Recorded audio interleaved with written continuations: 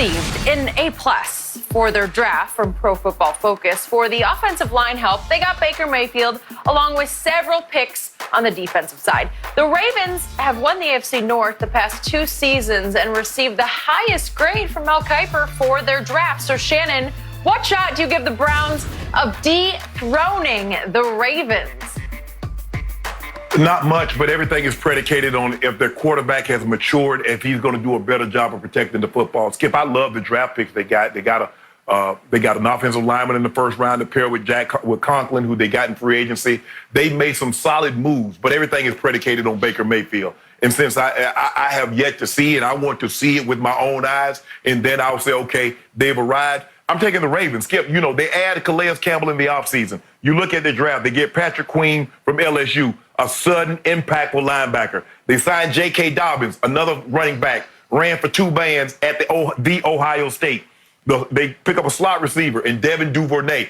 I wonder if he's any kin to Ava DuVernay, the American filmmaker. I don't know, Skip, but this kid can fly. This kid can run. He caught over 100 passes at the University of Texas last year, and so I love what they're doing. They're giving, Skip, if you notice what they did now, they increased the defensive line because they said what happened last year is not going to happen again. There's not going to be another situation where a team runs the ball down our throat and we can't get the ball back for our quarterback and our offense. And then for the offensive side, there's we're going to get more explosive at the running back position and we're going to get more explosive at the wide receiver position. So I love what the Ravens are doing. And John Harbaugh, they're lockstep and barrel. I love what they're doing. There's no uncertainty. You have a pecking order. Everybody understands it. They have a Ravens way, the way they do things. I'm taking the Ravens in that division. Now, Skip, Big Ben comes back next year. We'll see how he plays coming off the elbow surgery. But Ben has a lot of miles on that body. Ben is taking some punishment. Cincinnati, we know they're a work in progress. But I'm taking the Ravens in this division. Quick point on Devin Duvernay. You won't remember this, but I kept telling you I want him on my pro football team because he haunted my Oklahoma Sooners every time they played him. You can't cover him in the slot. He didn't look like he ran that fast to me. And then he goes to the combine and times 4.3 something. And I'm like, game over. Yeah. And then the Ravens get him. Yeah. Not fair, because trust me, he will become a new security blanket on 3rd and 4 for Lamar Jackson. So I give you that they look invincible, but I definitely give this upgraded Browns roster a shot. And it's exactly what you just said. It comes down to Baker Mayfield. Can you take a step that you took backward last year? Can you take it forward? Once you got 2 new tackles, as you point out, you got 2 stud tackles, your protection has to be a little better than it was last year.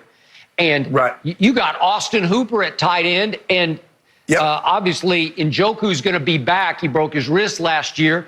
And then that Harrison Bryant that they drafted, he was just the most productive tight end in America last year at Florida Atlantic.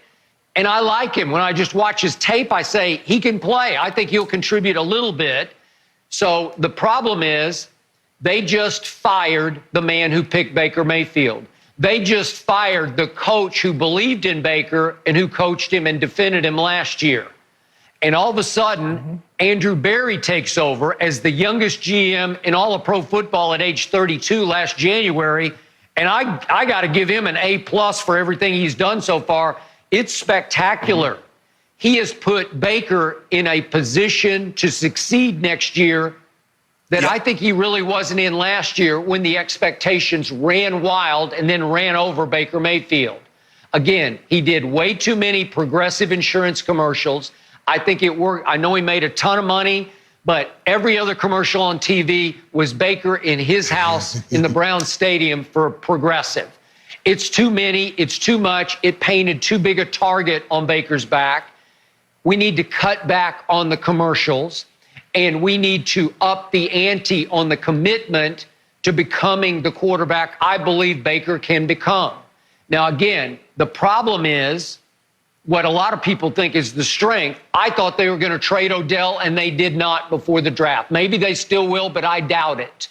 So last year, to a fault, Baker tried to make Odell happy and then keep him happy while juggling footballs between Odell and his best friend, Jarvis Landry. It's hard to do. And again, Odell looked like he was in decline last year because I don't think his heart was in playing in Cleveland for the Browns.